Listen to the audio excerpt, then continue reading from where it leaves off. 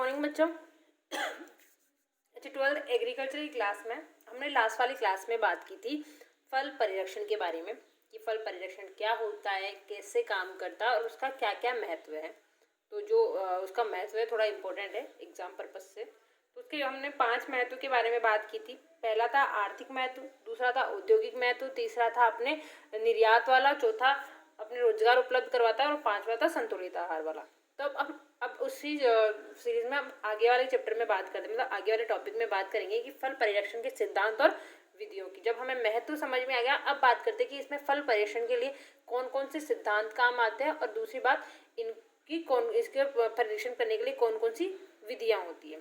तो सिद्धांत और विधियों की बात करें तो टॉपिक है हमारा ओके फल परिरक्षण के सिद्धांत और विधियों के बारे में बात करते हैं। तो हमें विधियों के बारे में जानने से पहले हम सभी जानते हैं कि फल और सब्जियां एक ऐसे प्रोडक्ट होते हैं जिनमें क्या होता है, तुड़ाई से पहले भी विभिन्न प्रकार की रासायनिक अभिक्रियाएं चलती है, तो तुड़ाई के बाद भी विभिन्न प्रकार की रासायनिक अभिक्रियाएं उसमें चलती रहती है। जैसे तुड़ाई से पहले उनमें श्वसन होता है, वाष्पोत्सर्जन होता है, विभिन्न एंजाइम भाग लेते हैं उनको पकाने में। तो वैसे ही क्या होते हैं, तुड़ाई के बाद भी ये क्रियाएं चलती रहती है। इस वजह से क्या होता है, फल और सब्जी बाकी जो प्रोडक्ट होते हैं, चाहे जो फसलें होती है, खाद्यान्न हुई, दलहनी फसलें हुई या कुछ और फसलें हुई, उनकी अपेक्षा बहुत जल्दी ये खराब होने लग जाते हैं। तो इनमें चलने वाले श्वसन और वाष्पोत्सर्जन की क्रिया के कारण उनमें क्या होता है ना, विभिन्न प्रकार के भौतिक और रासायनिक परिवर्तन होते हैं और इन भौतिक और रासायनिक परिवर्तन के कारण वो क्या होते हैं, खाने के लिए उपयोगी नहीं रह पाते हैं और इस वजह से वो क्या हो जाते हैं, खराब हो जाते हैं। तो उस खराब होने की स्थिति को बचाने के लिए हम क्या करते हैं, फलों का परिरक्षण करते हैं। तो फल परिरक्षण के सिद्धांत और विधियों को जानने से पहले हम बात करते हैं कि फल और सब्जियों के खराब होने के कौन कौन से निम्न कारण हैं जिसकी वजह से फल और सब्जियां खराब होते हैं। अच्छा, इसमें सबसे पहला जो कारण होता है वो होता है शुष्कन या सूखना, डिहाइड्रेशन। शुष्कन या सूखना, आप लोगों ने देखा होगा कोई भी फल और सब्जी है, आपने उसको बाहर रखा तो या जब खुले वातावरण में रखते हैं तो वो क्या होता है, धीरे धीरे सिकुड़ने लग जाती है और सिकुड़ कर एक टाइम ऐसा आता है कि बिल्कुल सिकुड़ जाती है और उसमें उपस्थित जो पल्प होता है या गुदा होता है, जो खाने वाला भाग होता है, वो क्या होता है, नष्ट हो जाता है। तो वो जो सिकुड़ना ही क्या होता है, उसका सूखना होता है। अब वो होता है क्यों है, क्या क्या होता है कि जब हम फल और सब्जी को खुले वातावरण में रखते हैं तो उनमें क्या होता है, लगातार वाष्पोत्सर्जन की क्रिया होती रहती है और उस वाष्पोत्सर्जन की क्रिया के कारण क्या होता है, उनमें उपस्थित जो नमी है वो लगातार वहां से बाहर निकलती रहती है और इस नमी के बाहर निकलने की वजह से फल और सब्जियां क्या हो जाती है, सिकुड़ना शुरू हो जाती है और एक स्थिति ऐसी आती है कि उनके सिकुड़ने के कारण झुर्रियां पड़ जाती है और ये झुर्रियां बहुत ज्यादा मात्रा में पड़ जाती है, तब फल और सब्जी बिल्कुल सिकुड़ जाते हैं और इसकी वजह से वो क्या होते हैं, खाने योग्य नहीं रहते। तो हम उस सिकुड़ने को रोकने के लिए हम क्या करते हैं कि उनको कम नमी वाले तापमान पर यानी निम्न तापमान पर इनको स्टोर किया जाता है। फॉर एग्जाम्पल, आपने डेली यूजेज में घर पे देखा होगा कि सब्जियों को फ्रिज में रखा जाता है तो लंबे टाइम तक सुरक्षित बनी रहती है या ताज़ा बनी रहती है। तो वो यही रीज़न होता है क्योंकि वो जब वातावरण में रखी जाएगी तो सूखेगी, तो उनको निम्न वातावरण यानी कम ताप ठंड पे स्टोर किया जाता है जिससे कि उनमें होने वाली वाष्पोत्सर्जन की क्रिया रुक जाती है या कम हो जाती है, जिनसे उनका सिकुड़ना कम हो जाता है। तो पहला कारण है शुष्कन या सूखना।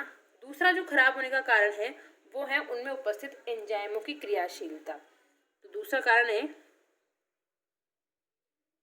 एंजाइम की क्रियाशीलता एवं अभिक्रियाएं। फल और सब्जियों में क्या होता है ना, विभिन्न प्रकार के एंजाइम होते हैं। ये एंजाइम क्या करते हैं, विभिन्न फल और सब्जियों की वृद्धि बढ़ाते हैं, उनमें विभिन्न प्रकार की मेटाबॉलिक क्रियाओं को बढ़ाते हैं, उनमें उत्प्रेरक का काम करते हैं और फलों को पकाने का काम भी यही एंजाइम करते हैं। तो ये एंजाइम जब ये फलों को पकाने का काम करते हैं, उनकी वृद्धि को बढ़ाते हैं, तो क्या होता है कि जब इनको फलों को तोड़ देते हैं तो तोड़ने के बाद भी ये एंजाइम क्रियाशील बने रहते हैं और क्रियाशील बनने रहने के कारण क्या होते हैं, ये विभिन्न फलों को तोड़ने के बाद उनमें चलने वाली विभिन्न रासायनिक अभिक्रियाओं में क्या करते हैं, उत्प्रेरक का काम करते हैं, यानी उनका सड़ना और जो खराब होना वो क्या करते हैं, जल्दी करने लग जाते हैं। तो इन एंजाइमों की क्रियाशीलता के कारण भी क्या होते हैं, विभिन्न प्रकार के फल और सब्जी खराब हो जाते हैं। जैसे आपने एग्जाम्पल देखा होगा कि एप्पल को जब हम काट के रखते हैं तो वो हवा के संपर्क में आने के बाद काला होने लग जाता है, वैसे बैंगन के साथ होता है, क्योंकि उसमें होने वाले विभिन्न एंजाइम जो होते हैं वो वायु के संपर्क में आने पर रिएक्ट करते हैं और क्या होता है, उनको खराब करने लग जाते हैं। तो दूसरा रीजन जो है खराब होने का फल और सब्जी का, वो है उनमें उपस्थित एंजाइमों की क्रिया एवं रासायनिक अभिक्रिया। अब तीसरा जो कारण होता है वो सूक्ष्म जीव होते हैं। आप लोगों ने सबने देखा होगा विभिन्न प्रकार के सूक्ष्म जीव क्या होते हैं, फफूंद हुई, जीवाणु हुए, ये क्या होते हैं, फल और सब्जियों के ऊपर आकर अपनी ग्रोथ कर लेते हैं और उनमें क्या करते हैं, विभिन्न लगातार उनसे पोषण प्राप्त करते हैं, जिसकी वजह से फल और सब्जियां क्या हो जाती है, नष्ट हो जाती है। ये चीज़ आपने अचार में इनमें बहुत देखा होगा कि जहाँ तेल नहीं होता उनके ऊपर एक फफूंद की पपड़ी बन जाती है और ये फफूंद की पपड़ी क्या करती है, फिर बाद में उस फल और सब्जी को खराब कर देती है, उसमें लगातार किण्वन की क्रिया शुरू कर देती है, जिसकी वजह से वो खाने वाला जो पदार्थ होता है वो खाने योग्य नहीं रहता और नष्ट हो जाता है।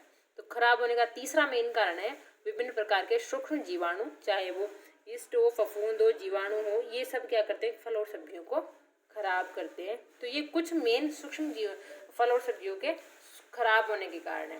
नेक्स्ट वाले वीडियो में हम फल और सब्जियों की परिरक्षण की विधियों यानी परिरक्षण की विधियों के बारे में डिस्कस करेंगे। Thank you.